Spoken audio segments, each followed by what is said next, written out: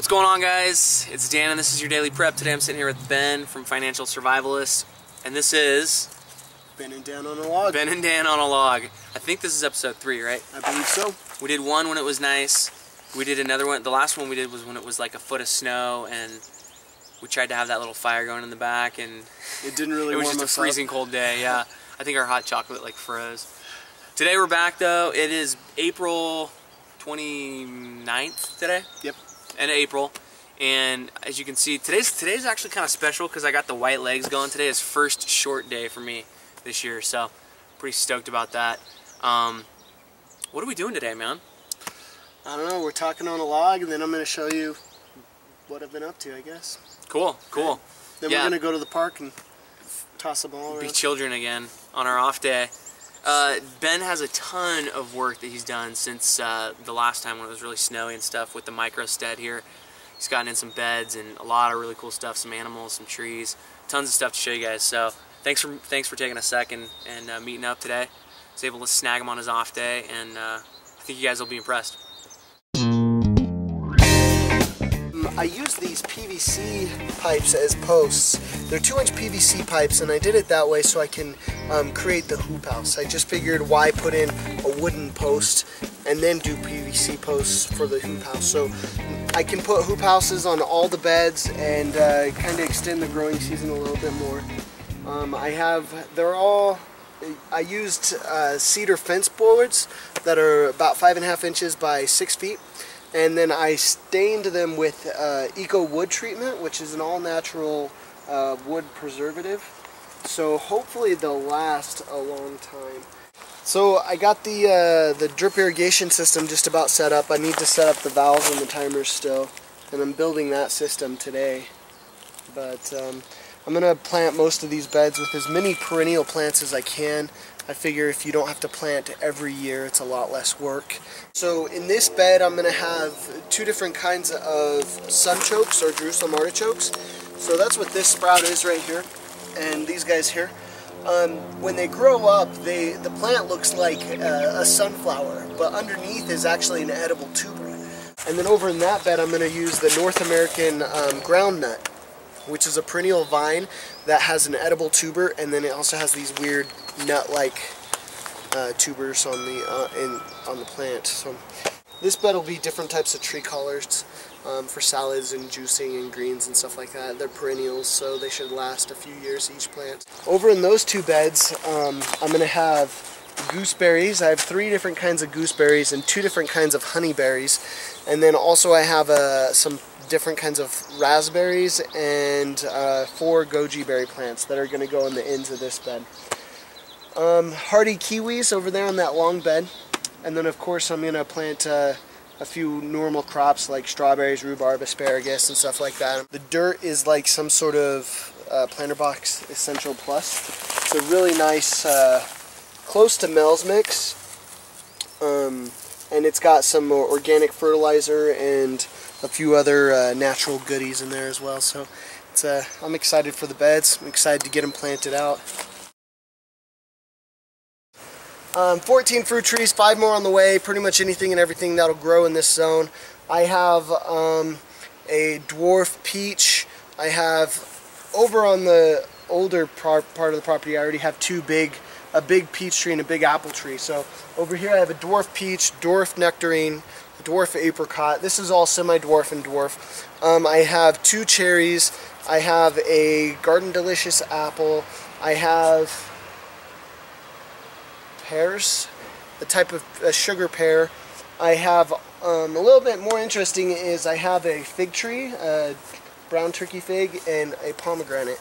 They're questionable on whether or not they'll survive here. Also, I have 2 pawpaw trees. They're not self-fertile, so I have those are planted. I have coming a persimmon, a jujube, 2 Asian pear, and an American chestnut tree.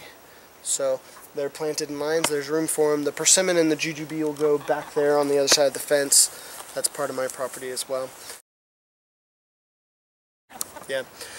So currently I have 2 adult hens that are laying eggs. One is a Polish hen. She's almost pecked your ankles. As you can tell, the other one plucks her head feathers out. It's, usually they have a crown of feathers on her head, but they're starting to come in a little bit more. She used to be, both these were rescued from a chicken farm that had a ton of chickens in a tiny, tiny space. So these chickens, they love this place, but that's a New Hampshire red, I believe. And I just cast out some seeds in the grass in the morning, and they probably go through about a quarter cup of pellets a day, if that. And they forage for most of their food though, and they just love it back here. I have two black cayuga ducks. One is crested, which is really interesting. It's got the feathers on his head, but got the ducks because they're fun. They eat bugs. And then I have 4 Buff Orpington chicks, which are probably around the corner if we want to go see those. But those aren't going to lay for a while, but they've been fun to raise, and I'm excited to have them out of the house because they smell pretty bad. We didn't imprint on the ducks, and so they're kind of still afraid of us.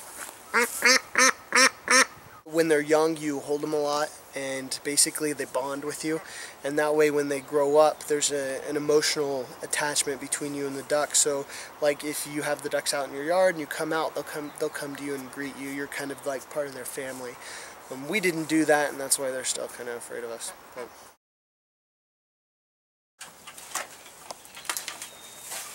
these are all New Zealand rabbits. These are kind of a mixed New Zealand gray, I think. And this one, the tan or brown one, is the sister of this guy right here. So I'm probably going to keep these two. They're both females. They're both too young to breed. These guys are both males. I don't really want them for bucks, so we'll probably eat them. But this is the rabbit thing. The poop chute's not really working too well. As you can see, all their hay is falling onto the poop chute, and it catches their poop and keeps it from falling down. I got to rebuild this one over here because it's not big enough. The watering system is working pretty well. I got a bucket up there, tubes, and little watering nipples connected to it. So you just fill one bucket and it's going to water everything. When it freezes in the winter, we're going to have to run like one of those heat ropes for frozen pipes along the water tube to keep it thawed. And then this is for the chickens down here. I haven't connected it yet because the glue is still wet, but it's got 4 watering nipples on the bottom. And the chickens and the ducks will get their water from there, and then I just hook the bottom tube up to there. Eventually we're going to get a goat, and what we'll do is we'll just fence off right here at the end of the barn, and then at the opposite corner of the barn, and the goat will have this whole area back here where the chicks are right now, and then inside this door there's like a little pen for it in the barn too. Alright man, well I'm really envious of all the stuff you got going. Looking great. Thanks. Especially these beds right here, they just look so pretty with all the black dirt and nothing's quite growing in them yet. I can't wait until stuff grows. I think they'll look better with green in them. Yeah, when you're eating it. But so much cool stuff, man. So tell these guys real quick, if they're not already following you, what are some of the things that are on the horizon as far as projects, and how can they follow along in the journey? Okay, my YouTube channel is Financial Ben. My website's financialsurvivalist.com.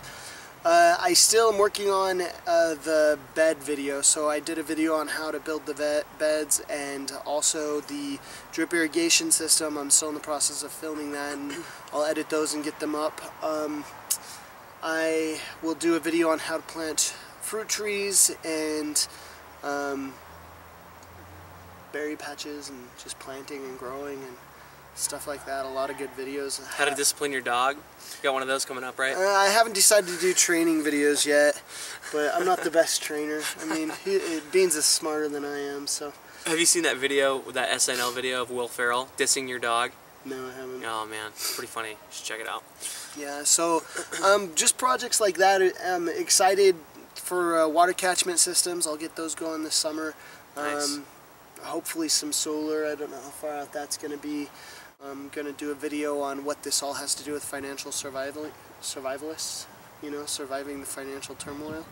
Not that I think the economy is going to disappear and crash into nothing, but just I believe financial surviving is kind of security, you know? Yeah. And so if you can feed yourself, that's a huge part of your financial picture. Feed yourself and take care of your shelter, just like prepping. Yep. It's a huge part of your security and a huge part of your financial picture. Yeah. There's definitely some financial components tied into what you're doing right here with, like you say, providing. It just removes that reliance, you know, to the system a little bit more. If you can provide some of your own food, you know, 20%, 40%, 50%, whatever it is, and have the resources to just use the land and stuff around you. So. Yep. Hopefully by within a few years, once the fruit trees start producing, we're gonna have we'll be producing 80 to 90% of our food. Hopefully. Cool. You know. Yeah. And you got the rabbits, you got the eggs, you got all the veggies and perennial stuff. Fruits, some tubers. Tubers. Yeah, pretty much the only thing we don't plan on doing is grains. Just because of the space. Yeah, it's a lot of space and a lot of work. And grains are so cheap, you can just buy a 50-pound bucket for 20 bucks, you know. Yeah. So, but everything else, so. Nice.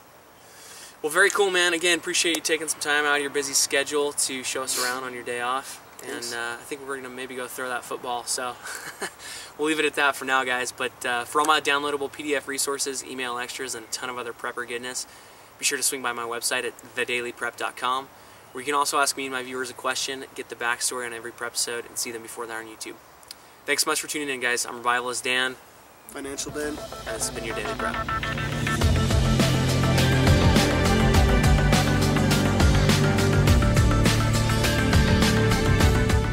Eats the chicken poop.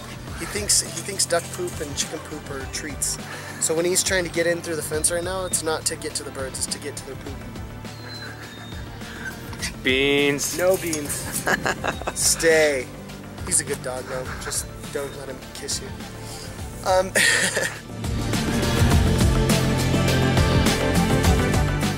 I've planted 14 different kinds of trees, pretty much anything and everything that'll grow in this zone. I have 5 more trees on the way, and a rabbit got out of its cage. Holy crap.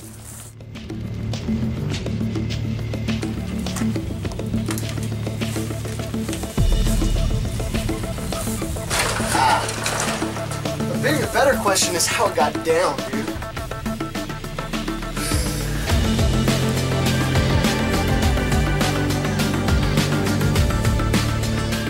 So I guess I'll show you the rabbit cages since we're here.